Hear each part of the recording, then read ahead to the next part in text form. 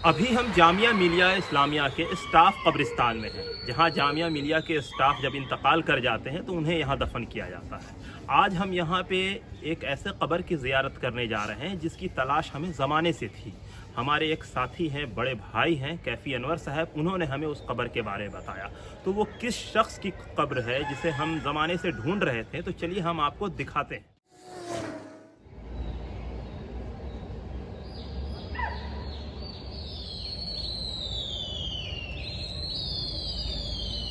मेरे हाथ में एक किताब है। किताब का नाम है सैफुद्दीन किचलू, हीरो ऑफ जलियांवाला बाग, जिसे लिखा है तौफीक किचलू ने। तो इस किताब को देखकर ही आपको समझ में आ गया होगा कि मैं किस शख्स के बारे में बात करने जा रहा हूँ। सैफुद्दीन किचलू उस शख्स का नाम है जिसके समर्थन में हज़ारों की तादाद में लोगों ने अप्रैल 1919 में जलियांवाला बाग के अंदर गोलियां खाई थी। इसी से समझ में आ रहा है कि इस शख्स की शख्सियत क्या है। आज ये शख्स जामिया मिलिया इस्लामिया के स्टाफ कब्रिस्तान में दफन है। कब्र के जो हाल हैं वो तो आप देख ही रहे हैं। लेकिन ये शख्स इस जगह क्यों दफन है, ये एक बहुत ही मज़ेदार स्टोरी है। मज़ेदार कम अफसोसनाक स्टोरी है। सैफुद्दीन किचलू का जन्म 15 जनवरी 1888 को अमृतसर में एक कश्मीरी परिवार में हुआ था। सैफुद्दीन किचलू ने शुरुआती तालीम अमृतसर में ही हासिल की, फिर वो इंग्लैंड चले गए। वहाँ से उन्होंने वकालत की पढ़ाई मुकम्मल की, फिर जर्मनी जाके उन्होंने डॉक्टरेट की डिग्री हासिल की। फिर 1913 में वो वापस हिंदुस्तान आ गए। 1915 में उनकी शादी हो गई और इसी के साथ सियासत में उनकी दिलचस्पी बढ़ने लगी। वकील थे, वकालत करते थे। बात है 1918 के आसपास की। रॉलेट एक्ट हिंदुस्तान में लागू हुआ था। अंग्रेज़ों ने तो कहा था कि फ़र्स्ट वर्ल्ड वॉर में अगर आप हमारा साथ देंगे तो हम आपके मुल्क हिंदुस्तान को आज़ाद कर देंगे। लेकिन अंग्रेज़ों ने हमारे मुल्क को आज़ाद नहीं किया, उल्टे हम पर जुल्म करने के लिए रॉलेट एक्ट लाद दिया, जिसका पूरे हिंदुस्तान में विरोध हुआ। इसका विरोध अमृतसर में भी हुआ और इसकी क़यादत कर रहे थे सैफुद्दीन किचलू। सैफुद्दीन किचलू ने मार्च के महीने में 1919 में एक बहुत बड़ा जुलूस निकाला। उस जुलूस में 30,000 से अधिक लोग जमा हो गए।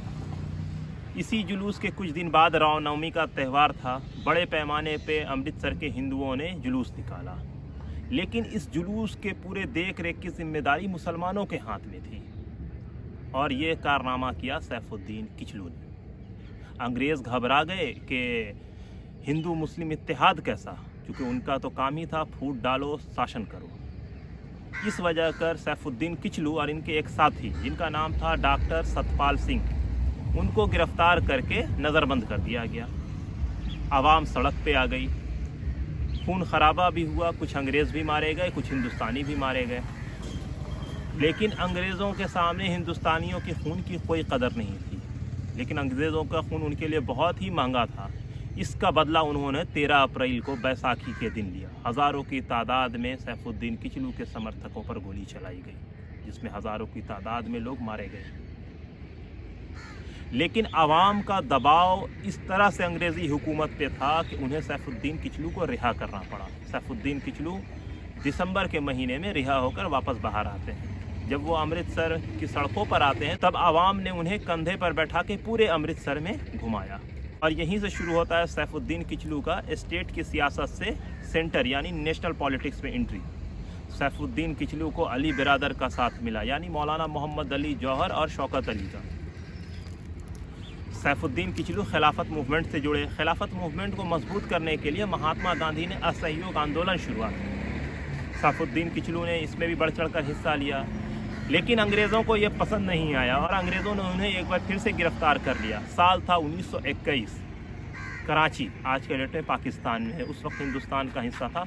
वहाँ ट्रायल होता है जिसमें सैफुद्दीन किचलू, मौलाना शौकत अली, मौलाना मोहम्मद अली और शंकराचार्य, इन चारों के ऊपर ट्रायल होता है। इन लोगों को सज़ाएँ होती हैं। और यही वो दौर था जब हिंदुस्तान में एक इदारा कायम हो रहा था जिसका नाम था जामिया मिलिया इस्लामिया। सैफुद्दीन किचलू उस कमेटी के हिस्सा थे जिसने 29 अक्टूबर 1920 को जामिया मिलिया इस्लामिया की बुनियाद अलीगढ़ में डाली थी। ये इदारा असहयोग आंदोलन और खिलाफत तहरीक की देन है। सैफुद्दीन किचलू इसके बाद पीछे मुड़कर नहीं देखा। वो आगे बढ़ते रहे, वो लगातार कांग्रेस के काम में हाथ बटाते रहे, लगातार हिंदू मुस्लिम एकता पे वो काम करते रहे। वो कांग्रेस के सेक्रेटरी भी बने।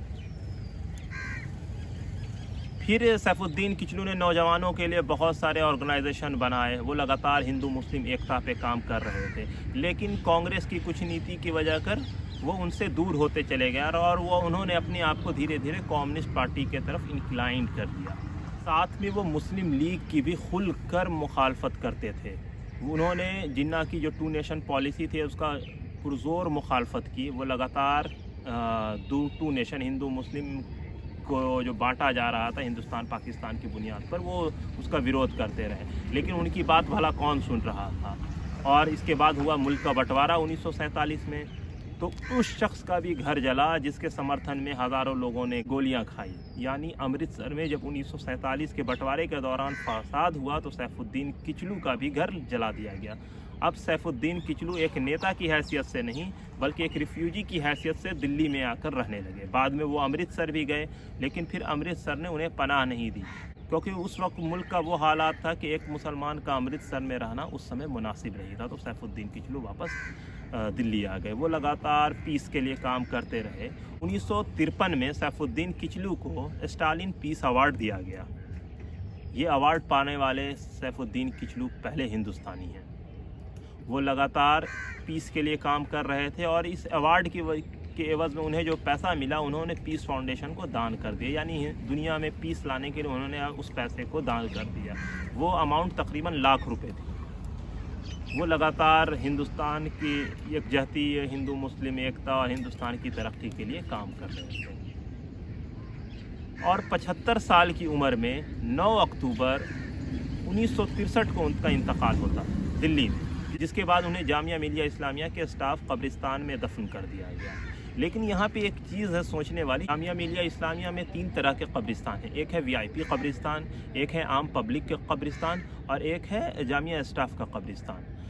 तो आम पब्लिक में जो लोकल आबादी है वो आम कब्रिस्तान में दफन होती है, और जो VIP कब्रिस्तान है उसके अंदर VC को ब्रिगेडियर उस्मान दफन है, और बहुत बड़े बड़े स्कॉलर और राइटर और मेंबर ऑफ पार्लियामेंट दफन हैं।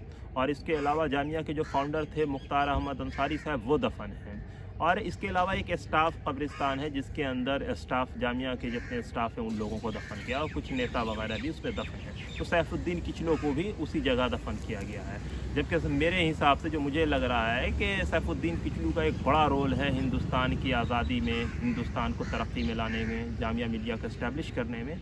तो उनके कब्र की देख रेख होनी चाहिए। उनका जो नेम प्लेट देख रहे हैं कब्र के ऊपर जो कतबा है उस पर सिर्फ उनका नाम और उनके गुजरने के डेट लिखा हुआ, उसके अलावा कुछ नहीं है। अब लोग वहाँ आते हैं, लोग वहाँ दफन करते हैं लोगों को, तो बेसिक इन्फॉर्मेशन हो जाता है। अगर कतबा पे उनके बारे में कुछ लिखा रहता तो लोगों को नहीं पता, चूँकि हम लोगों को भी ढूंढने में काफ़ी तकलीफ हुई। एक तो कई साल बाद हम इसे ढूंढ पा रहे हैं, उसके अलावा भी जब हम यहाँ आ भी गए कि इस कब्रिस्तान में वो दफन है, तब भी ढूंढने में काफ़ी मुश्किल का सामना करना पड़ा। तो ज़रूरत इस बात की है कि हम अपने हीरोज़ को, जिनसे हम प्रेरणा लेते हैं, तो उनको याद करें, उनको सेलिब्रेट करें, उनके कारनामों से हम प्रेरणा लें और उन्हीं के बताए हुए रास्ते पर चलने की कोशिश करें।